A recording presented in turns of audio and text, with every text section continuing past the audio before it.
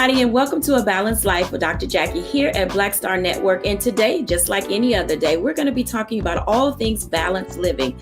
Now, of course, there are a couple of things that we can do on our own, things that we can do solo.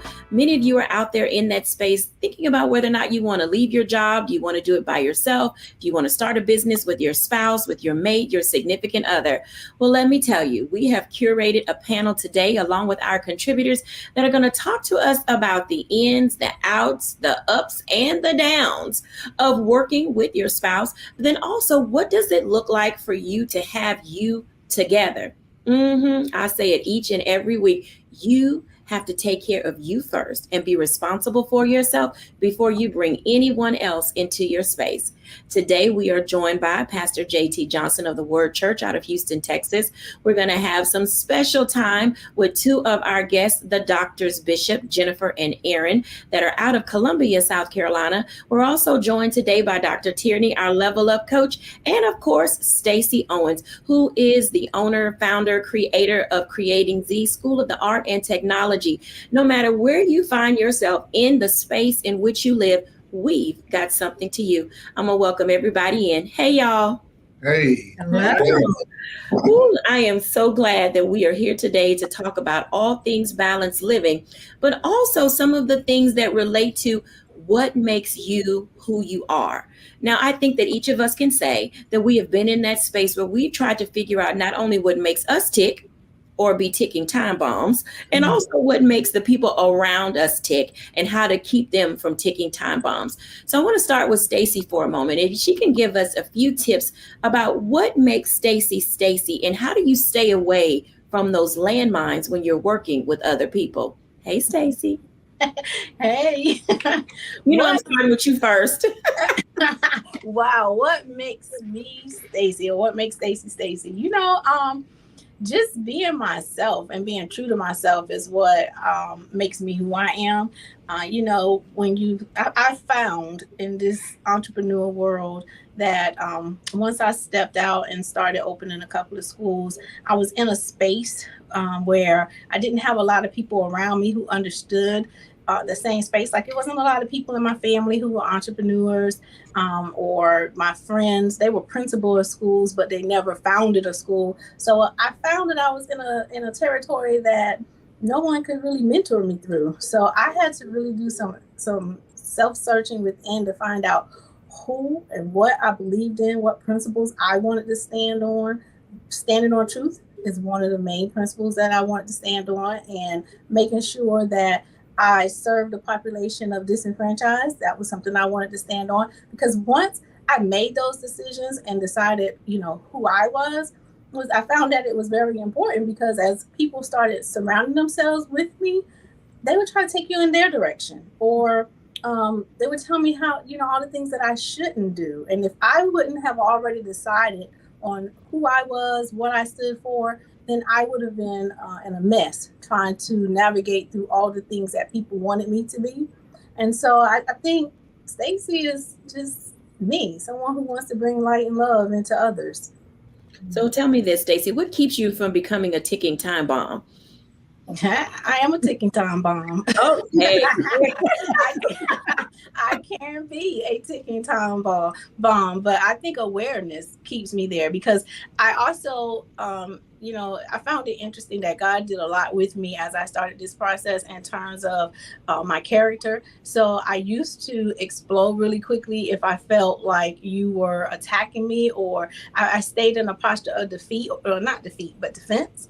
And so I had to learn that I didn't have to fight everything. I didn't have to, argue about everything. I just needed to know what it was that I wanted to do, so that when folks started coming at me, I knew what to stand on, but I also knew when I needed to listen and be open and learn from the wonderful people that he placed in my life to teach those hard character lessons. So I had to find a balance in between the two, so that I wouldn't kill my own dreams, by getting in my own way. So I think, I keep my bomb very protected and sheltered now, because, to be true, you can learn how to be different. You can flush a lot of things, but it can be some of those things that's still in you. But if you are aware that it's there, now you can control it. So now it's all about being aware of who you are so that you can control those things that need to be controlled.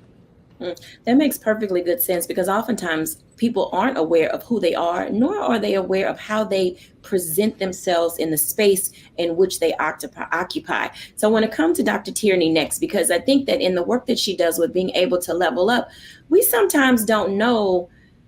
Oh man, this is a little touchy. So I know we're gonna get a few text messages, a few calls, a few at yous and whatnot. But oftentimes we don't know how we present ourselves when we're in the company of others. Dr. Tierney, talk to us a little bit about that. Who is Dr. Tierney and what makes her tick? But then also, how do we help, or you help other people identify what makes them tick or be their best self? Absolutely. So Dr. Tierney is somebody that is always on a plane of self-discovery. I don't get to this place where, oh, just because I'm of a certain age, then that's just how I am. I discover something new about myself almost every day. Little things pop out and I'm like, oh, girl, I didn't know that was in there. I often say that people often get their due in front of their who. We're so focused on what we want to do and what all we want to accomplish in this life that we're not really looking at ourselves. When we were kids, we're asked the question, what do you want to be when you grow up? But that's really a do question. I want to be a firefighter. I want to be a majorette. I want to be a doctor. It's what do you want to do? And we weren't really guided to look at who we are. What are the gifts, the talents, the skills, the quirks, all of the things that are within us. Something else that we often do is that we will label ourselves as good or bad. If it doesn't fit into a certain arena, then we'll say that whatever that characteristic is, it's bad or it's good. When really who you are, it's neither good or bad. It's what you do with it. I tell people all the time, well, Dr. Tierney can be real selfish. Selfish, absolutely. But that selfishness is the thing that helps me to really hone in on that self-care.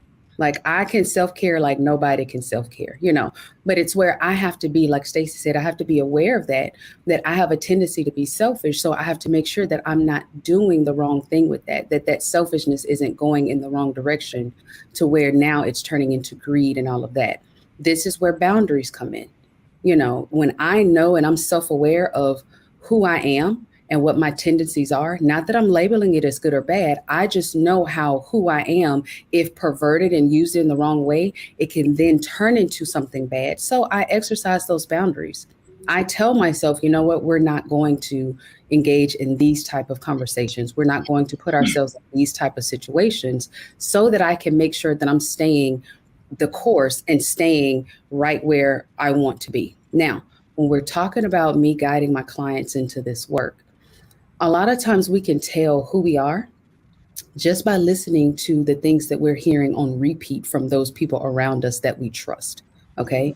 If 5 people tell you that you can be real slick with your mouth, then you might want to listen to what them 5 people are saying. Everybody is not wrong in what they're saying. You are the common denominator in these 5 different relationships or these 5 different interactions or whatever it is, So you have to take into account some of the things that the people around you are saying to you can help you to point and pinpoint what it is when we're talking about who you are and those characteristics. And again, not that it's good, not that it's bad, not that we're putting any labels on it. We have to first understand it and then decide how are we to use this thing, because we can use that for good or we can use it for bad. I think that's well stated, because in the world in which we live in, oftentimes people judge us at first sight and they don't take an opportunity to get to know who we are. So we don't have this ability to really balance. We're sort of teetering between what people believe we should be or can be and then who we were created to be. I want to invite Pastor JT in to talk about that for just a moment, because sometimes we don't look like what we were created to be. Pastor JT, how do we balance the world's perception of us and what God has intended for us? Wow, that's a good question. I think the answer is who are you seeking approval from? Because if you are seeking approval from the world, you're going to lean towards how the world wants you to be perceived. If you're okay with being the master's child and operating in the power that he has given you and tapping into that God-like characteristic that was given to us on the day that he created us. He created us in his image and his likeness. Then that's what you're going to veer to. And so then I would just have to ask, if the original intent was for you to be created in the image and likeness of God, why would you ask for the opinion of the world, who actually the next scripture said that you were given authority over? So you have to literally ask yourself and come to terms with, do I want to be who God wants me to be, or am I seeking approval from people who may not even want to be themselves?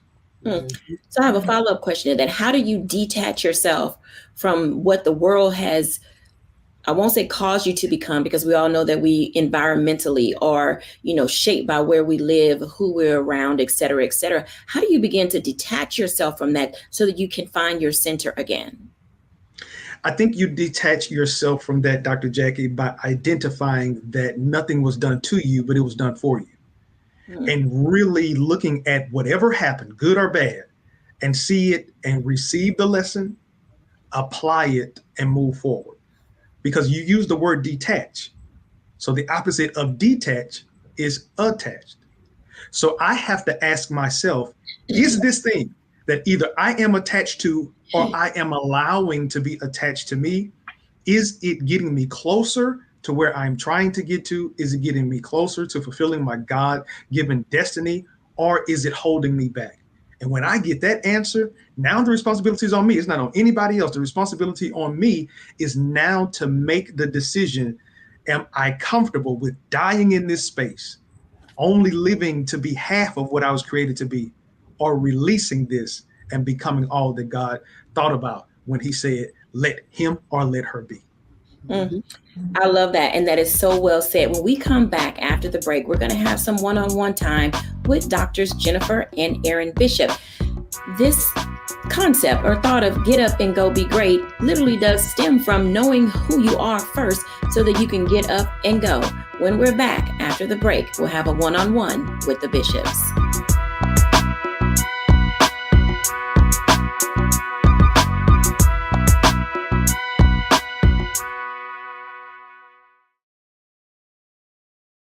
Folks, Black Star Network is here. Hold no punches. I'm real revolutionary right now. Support this man, Black Media. He makes sure that our stories are told.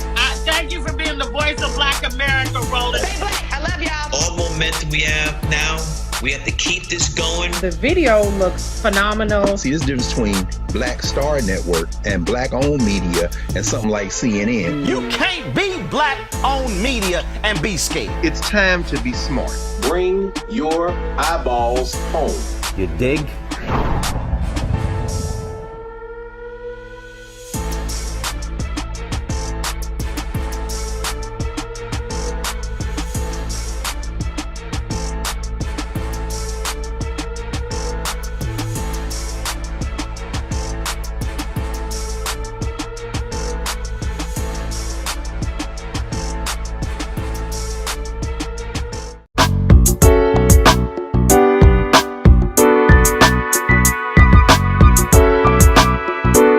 Welcome back, everyone. As you can tell, there are going to be times in your life where you are torn between who you're supposed to be and what the world is telling you to be.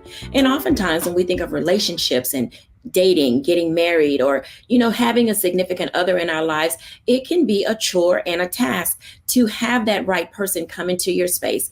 Then add that on to working with the person who you've chosen to be in your space. Hey, Bishops. Hello, how are you? I am good. I am so excited that you are here to talk to us. Number one, tell our audience who you are and what you do. And then let's get into this get up and go be great, because I know there's some days I don't want to do either. Listen, Dr. Jacquie, you are so on. And so I'm Dr. Jennifer Bishop, and this is my husband. And college sweetheart. Yes. Dr. Aaron Bishop. Absolutely. And so we attended Savannah State University. We both were athletes, and we were scholar athletes, and we went on athletic scholarships, and we found each other in this space of where you discover who you are, in the beautifulness of an HBCU, and a beautifulness of still being on your own, but still being parented a little bit. And so that's our start. And so it's been it's going on 28 years that we have been on this journey together, and it's been beautiful. Now, has there been ups and downs? Absolutely. But we found our niche in one another. And what's unique about being college sweethearts is that we knew each other as we were learning each other, right? As we were learning how we were supposed to survive and navigate as individuals, we found a way to do it collectively. Hey, listen, I'm just a full-time bodyguard. I don't know what all the other stuff she said. You see how beautiful this woman is? I got to protect this beauty at all costs, at all times. Well, that is the first part of having a really strong relationship. That priest, protector, provider is there. And if you guys are college sweethearts and now 28 years into marriage or being together 28 years, oftentimes people don't know how to navigate the layers because you go through different stages. You start out as teens, then you're young adults, then you become middle-aged adults, and then we become mature adults. How do you help people navigate the various stages of growth in marriage? Well, I think it deals with life cycles. Like anything that is an organization or a union must go through life cycles. And that critical word that you use called balance. Yeah. And there's something called a seesaw, and many kids of today's society probably don't know what a seesaw is. But I grew up on a seesaw where you had an up and a down, right? And then every now and then you had that balance. And the reason why I was balanced is not because of the up and down, but of the fulcrum point, which is the thing that is right in the middle of it that says you are equal or you are balanced. Yeah. And that maybe people don't believe in neutrality, but the ebb and flow of life is about leading with value.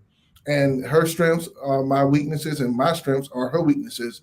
And we just have that equally yoked opportunity to be business partners, to be best friends. And most of all, I think we're co-laborers in the yard to give spiritual advice and life skills. Yeah, we found a way of making sure that, in the course of our life, as we were growing up, as we were growing into each other and we were growing individually, that there were going to be things that happened along the way that happened to us, and it may have happened because of each other, but we learned the art of forgiveness, not only of forgiving one another, but forgiving ourselves. And we also learned how to love ourselves so that we can love each other.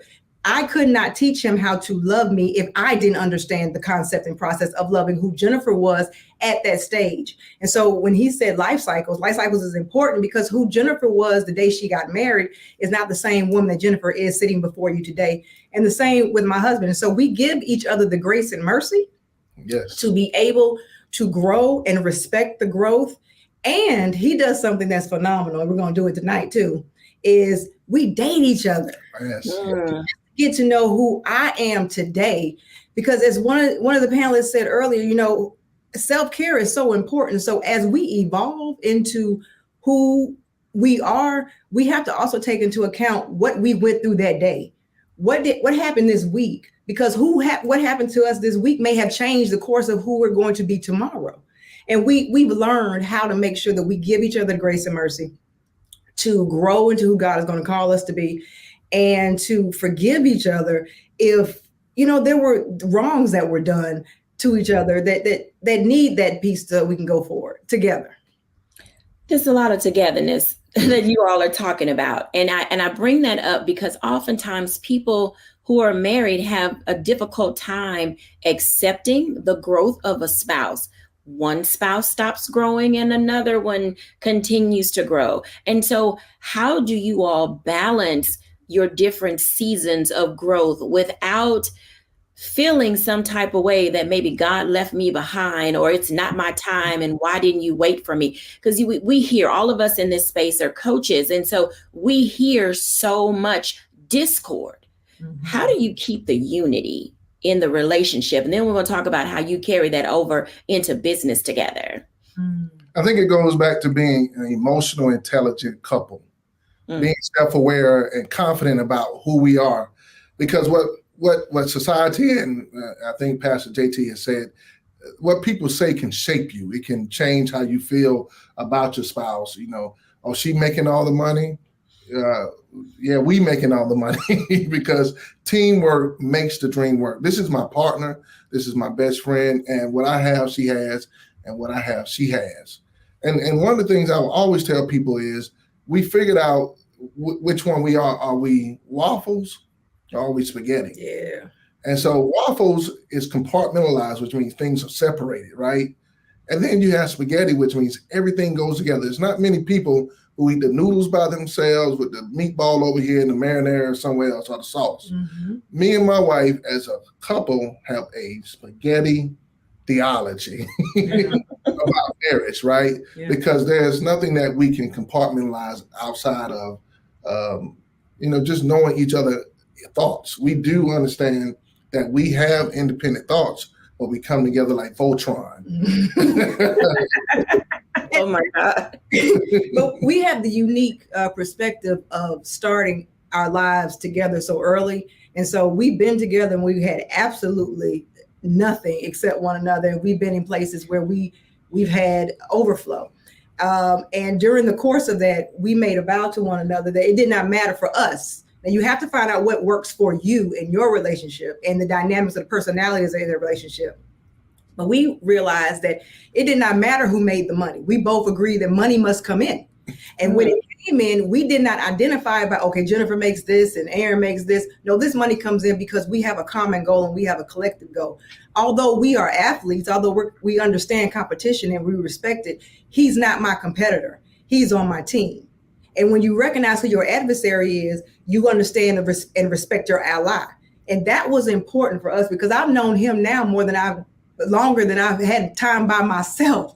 And so when somebody comes into your life and you know that they're sent and they're a part of it, you find a deliberate way to make sure that connection remains. But it took a decision. You can't idly sit by and expect it to happen. You have to participate in the process of saying that this is my ally, not my adversary. I will protect him the same way I protect me, and you move forward. You don't idly sit by and let it happen. You participate in the process of God making it happen. And that's what we believe.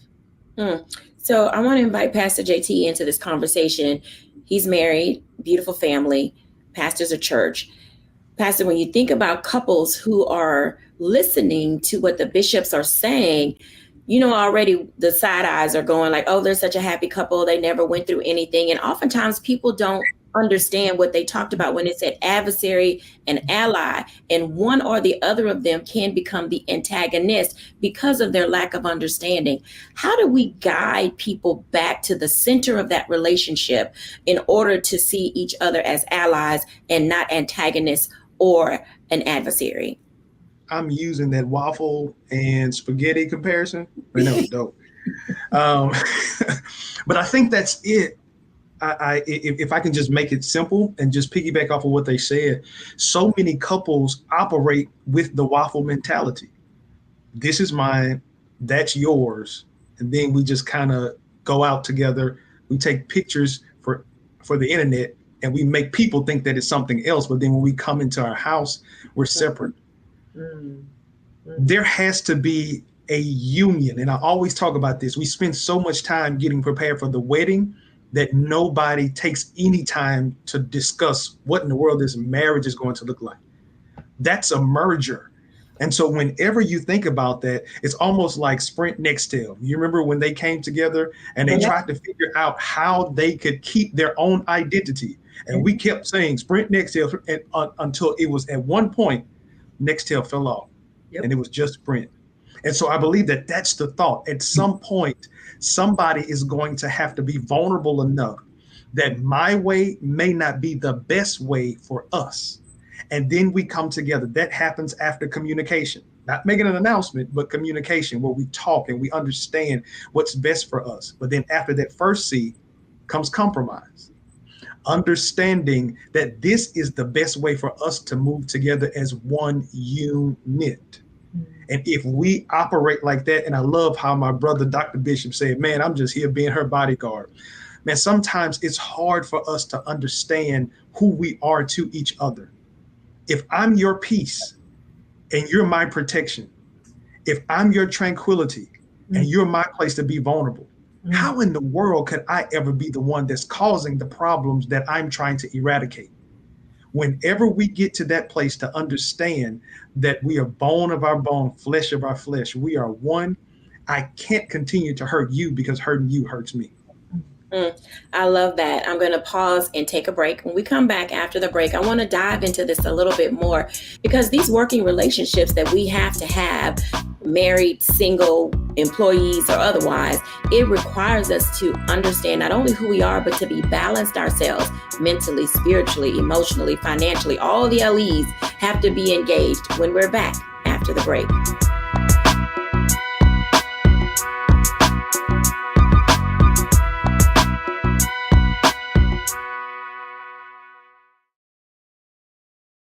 Don't you think it's time to get wealthy? I'm Deborah Owens, America's Wealth Coach, and my new show on the Black Star Network focuses on the things your financial advisor or bank isn't telling you. So watch Get Wealthy on the Black Star Network.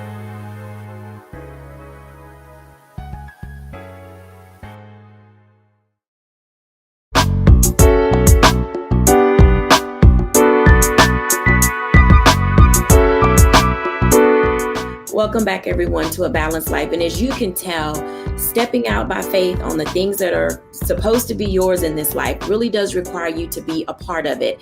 I want to kick off the top of this hour with Dr. Tierney.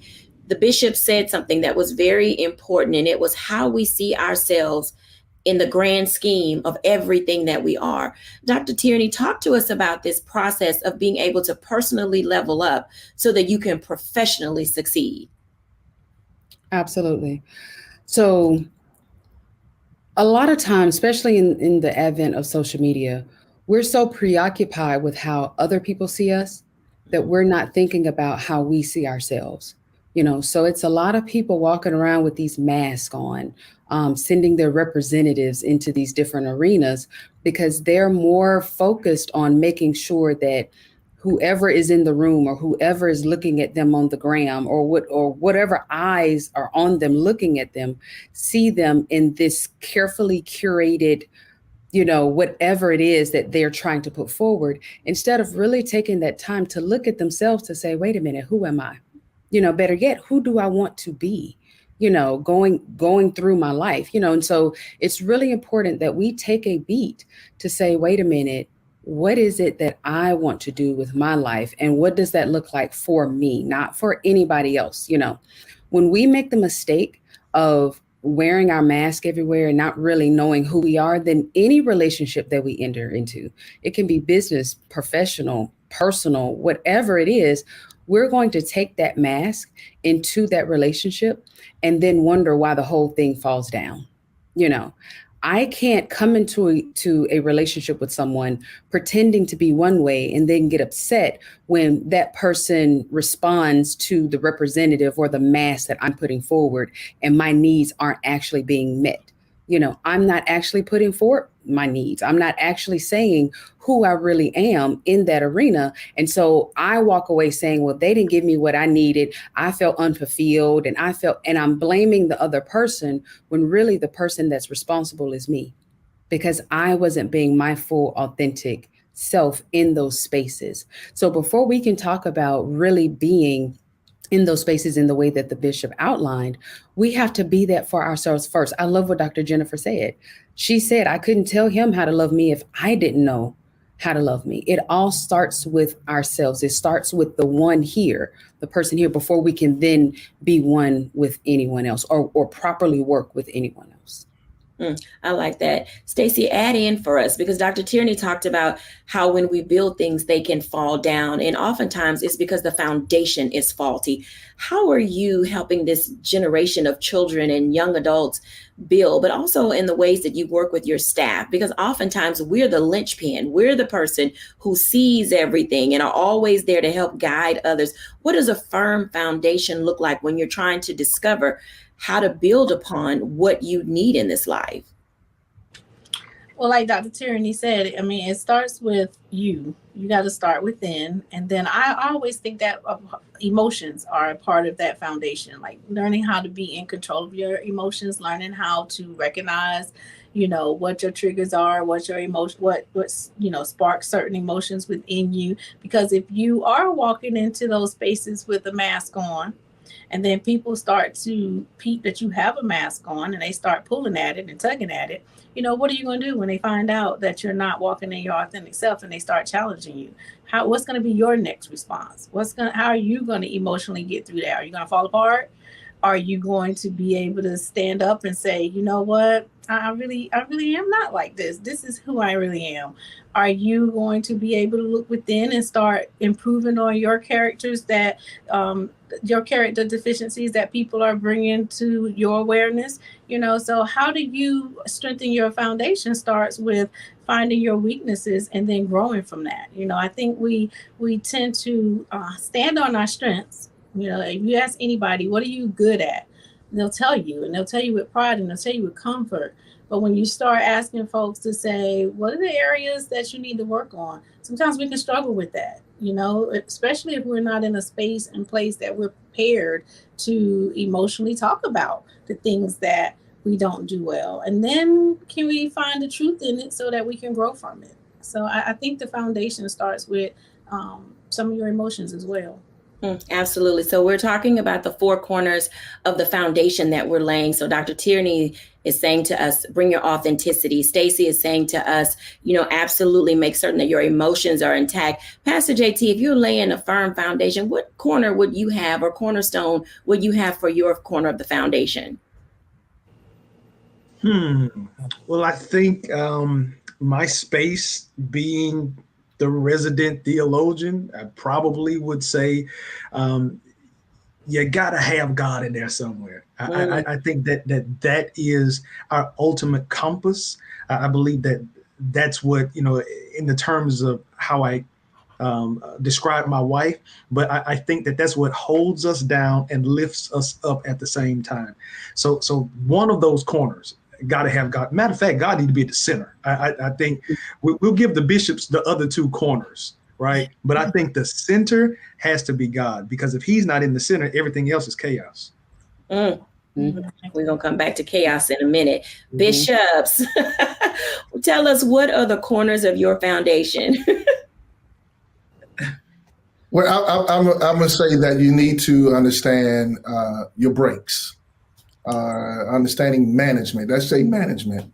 Dr. Tierney, I think you are classified as a level up coach, and there's only a few ways you can get to another level. One is by way of an escalator, and the other one is by way of an elevator. And we know what an escalator does. It constantly keeps going. It's perpetual. But it's the elevator that has stops. And I have to know when are my moments that I need to just stop and assess where I am. But what if I told you there's a third way, that you got to take the stairway? You got to do the hard things. And so when you're managing life, sometimes it requires you to do the hard things. So I think it's about management. Management is my corner. Jennifer. That's excellent. I think that it's the authenticity and accountability of self. We are accountable as individuals. We're accountable to the persons that we say that we love and that we want to share our lives with. And we are also accountable, and that includes ourselves. And so the self-care, even the balanced life, that is the linchpin of all of this. It's making sure that we are accountable to ourselves so that we can then be accountable to others. Pastor JT said something that Bishop and I talk about a lot when we talk to couples. There's a lyric by Prince that says, would you run to me if somebody hurt you, even if that someone was me? Would you run to me if somebody hurts you, even if that someone was me? And so when you do when he runs to me and he says that I did hurt you, or I did hurt him. Or I need a break. Or he needs a break.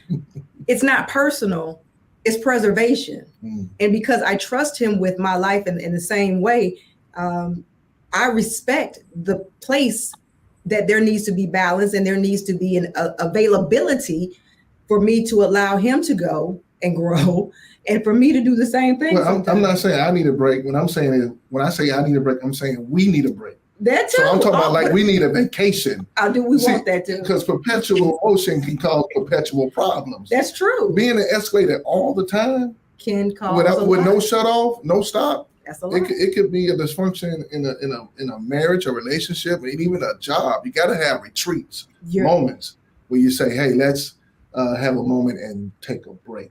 And there's also those times when you, as who you're growing into, have to have that break too. And invite all of us. And so it's just about, to me, the accountability of being the person that you said, I think Stacey said this, the person that you said that you were going to be, and letting that person grow and being okay with the growth and forging the relationship forward as that goes. So those are important for us. You know, these corners in the center, and whether y'all recognize it or not, y'all actually spell game, G-A-A-M-E. And oftentimes we can be off our game because we are not balanced. We don't have that ability to be authentic or to be accountable. We don't have that ability to keep God in the center or manage the situation because our emotions are off. And those things can really get in the way of who we're in the process of becoming, what it is that we need to do. I want to bring the bishops back for a second. And then our fourth block, we're going to talk about business because everybody wants to be in business. Everybody wants to make their own money. But man, learning how to make your own coin requires a whole nother level of everything. So bishops, let me ask you this question. When you talk about get up and go be great, tell us one thing that is required for an individual to be able to do that. What does that look like as people are trying to discover how to get up and go be great? One word, perseverance. You have to understand that the expectation of what you may see on social media is not the reality of what today may look like. It takes a process to get to the prosperity, to the profits. It takes a fortitude to be able to have the stick-to-itiveness of it. And it takes a resilience to know that while you may have gotten a no, they just didn't know how to spell because that only meant not now. It does not mean stop. It means to continue to persevere and to go for what you need. But you have to have the stick-to-itiveness of the fortitude to be able to go to your next, because it's not as easy as social media makes it look like. It's not as easy as people may give you an interview of and just spill some pretty words. There is a lot that goes into making sure that the lights are on, not just for you, but also for the people that you employ. So there's levels to it. And, you know, it is that stairway versus an escalator versus an elevator when you're in the trenches of building a business, sustaining a business, and also growing a business. Absolutely. Aaron? Well, I'll tell you this, if you plan to fail, then fail to plan. And not only that, one of the things that I believe is a big mistake for a lot of people who enter business is that they don't have a business mentor. There's some people who have taken this journey way before you have, and they can tell you where the blind spots are. They can tell you where the corners of defeat and dissolve are. And those are the people that will help you have that sustainability, as my wife has stated. But also, as business partners, we have to find those moments where we take the commercial break. My wife will tell you, man, one of the greatest ways to get me distracted from what I'm focused on, give me a commercial. They work. I mean, and commercials, you know, they can be very attractive because they got all the right, you know, ketchup in the right spot, the onion hanging off the burger properly, you know. Oh, wait. So it's not just any old commercial. It's a food commercial. I don't know about Let me take a commercial break. When we come back, we're going to talk about these things that are relevant to the distractions that keep us from being focused in business, but also how do you balance the business of your business? Because everybody wants to be out there having a good time, but are you really putting in the work? We'll be back after the break.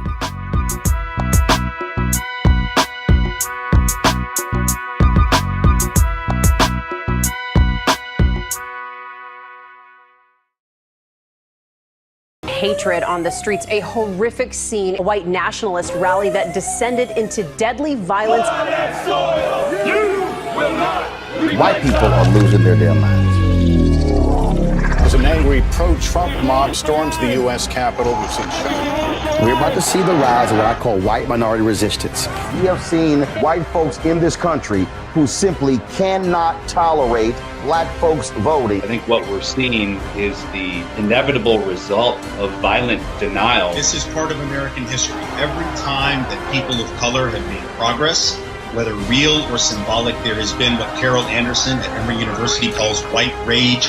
as a backlash. This is the rise of the Proud Boys and the Boogaloo Boys. America, there's going to be more of this. Here's all the Proud Boys, guys. This country is getting increasingly racist in its behaviors and its attitudes because of the fear of white people. The fear that they're taking our jobs, they're taking our resources, they're taking our women. This is white fear.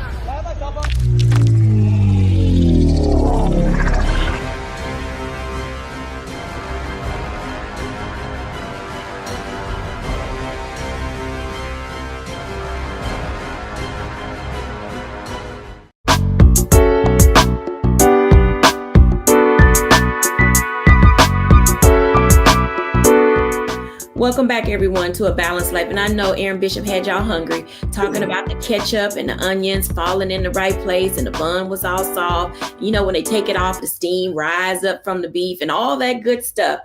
Bringing the bishops back along with Dr. Tierney, because I want to talk about this aspect of how do you balance the business of your business? Are people out here really working, or are they just playing games? I can speak for myself. I work harder now for myself than I ever did for the man. Having a business is no joke, you know, and I've said this before. A lot of times people are just walking around saying they want their own business because they're being rebellious. You know, they don't want to submit and serve someone else's business and expect God to bless them with their own business. You know, I learned so much at the feet of my friend's business that I was serving in his baking business before I got my own business. I was showing that good stewardship when I was working in higher education and working for the universities that I was working for.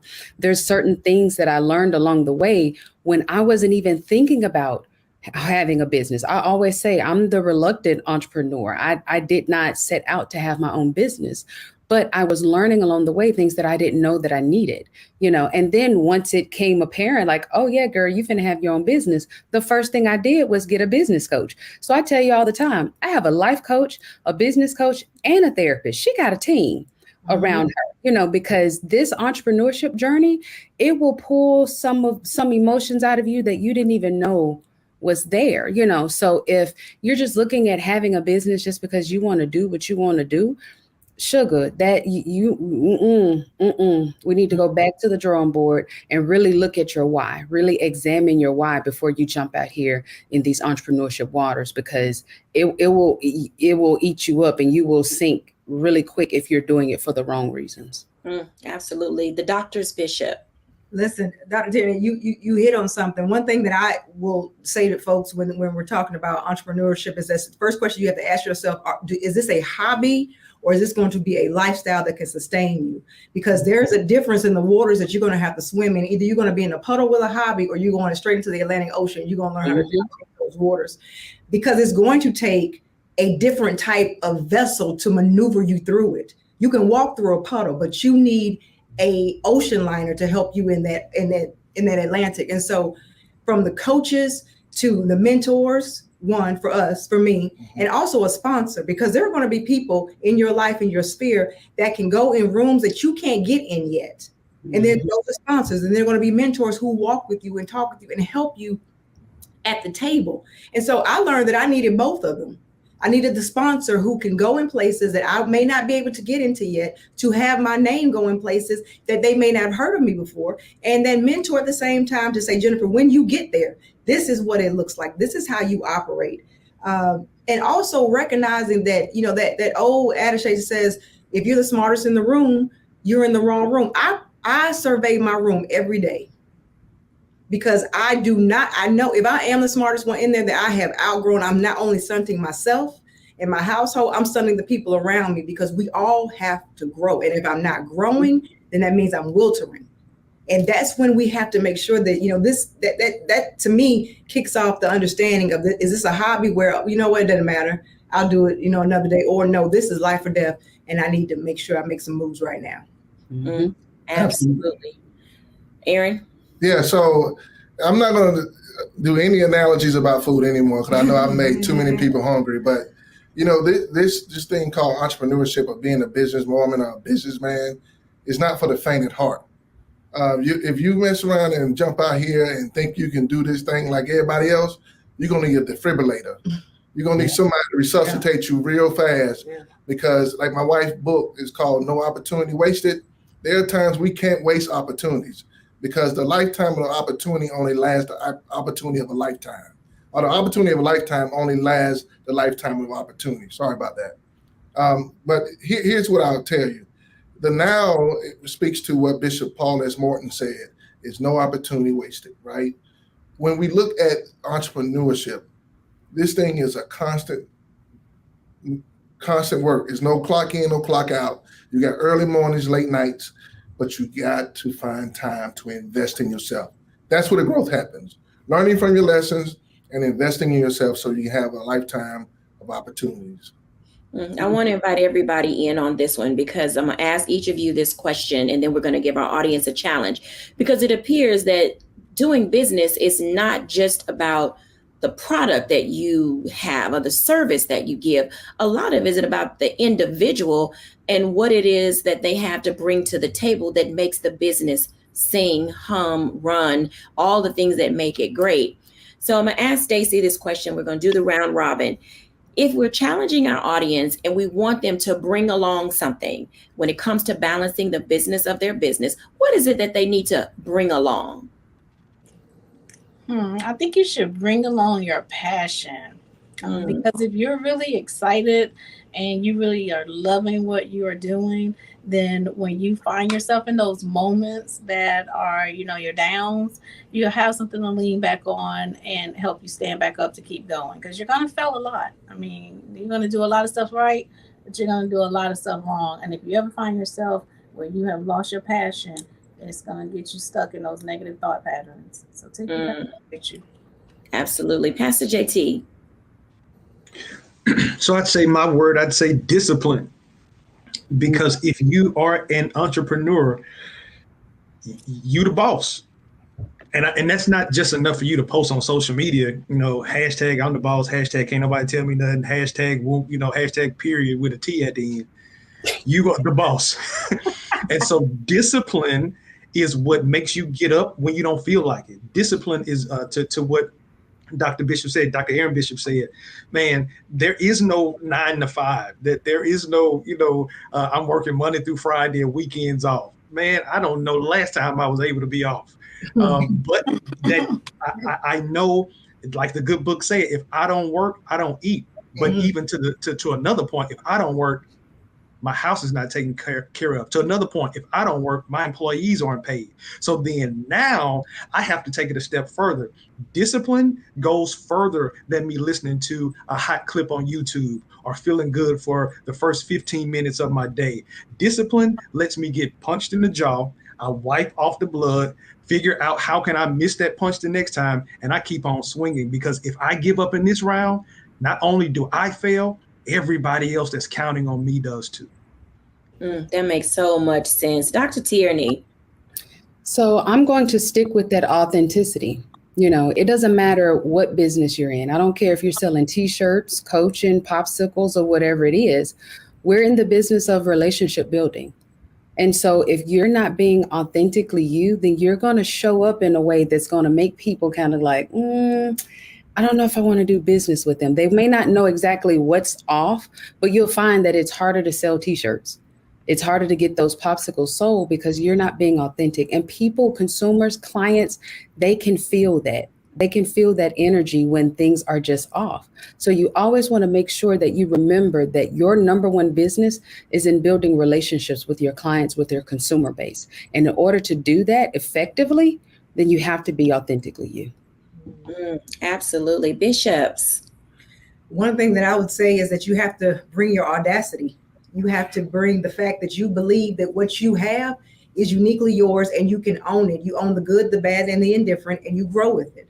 So you have to have the audacity to know that I was sent here to do this, and that leads to the passion of being able to pursue all that is going to take for you to achieve what is achievable.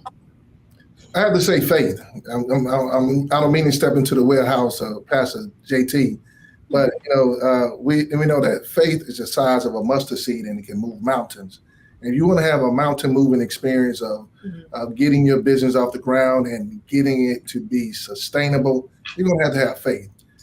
Because there are times when you will not know what the end's going to be, but you better run on and see what it's going to be.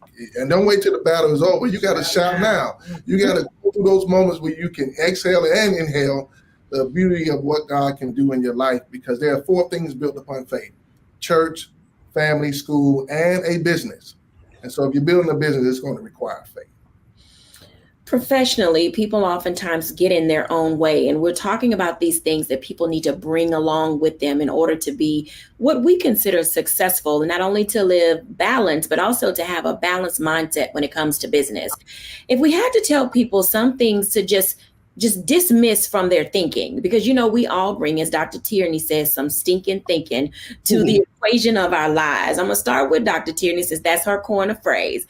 What is some of the stinking thinking people need to just release as they prepare to keep moving forward in business in 2023?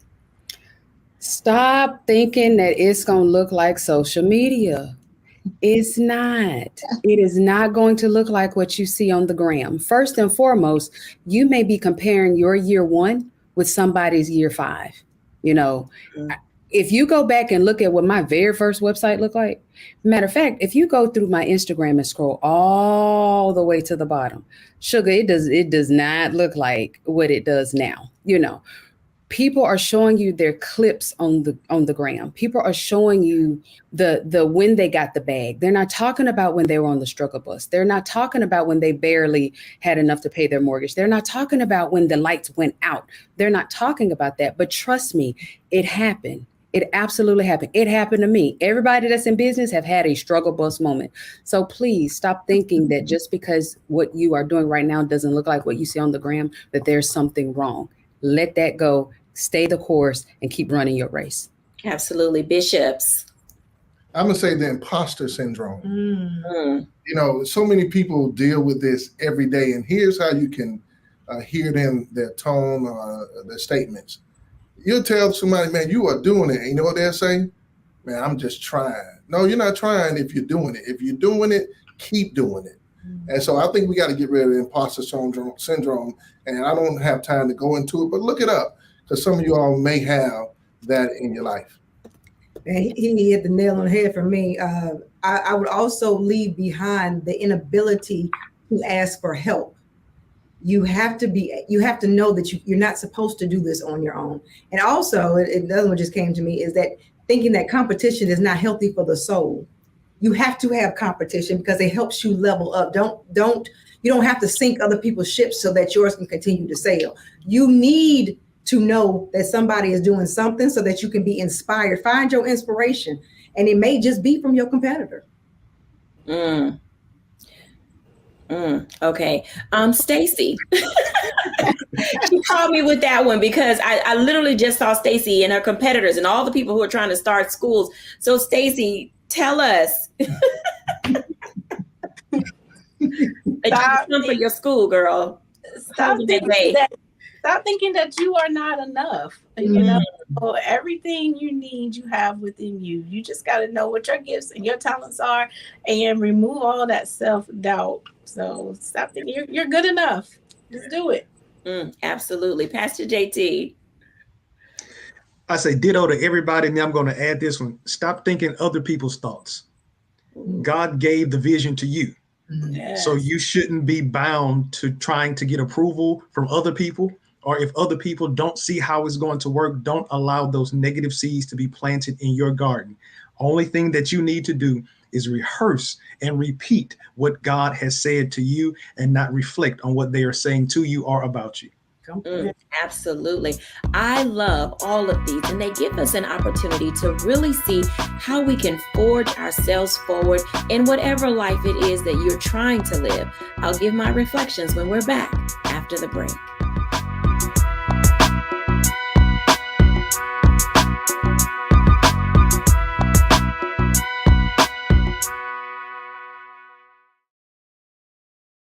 When you talk about blackness and what happens in Black culture, we're about covering these things that matter to us, speaking to our issues and concerns. This is a genuine people-powered movement. There's a lot of stuff that we're not getting. You get it, and you spread the word. We wish to plead our own cause.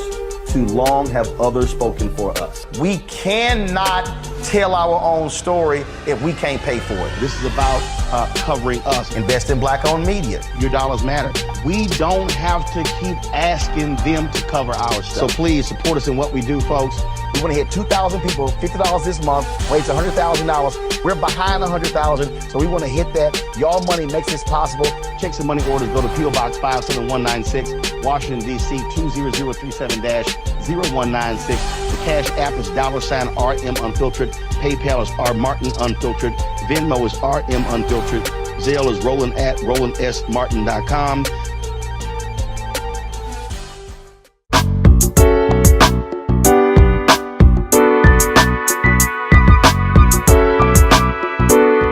Welcome back, everyone, to A Balanced Life. And as you can tell, discovering your lane and how to stay in it, or expanding to a super express highway as you get up and go be great, as you try to level up, as you're figuring out the course that is for you, it does require you to bring some things to the table, but it also requires you to release yourself from a few other things.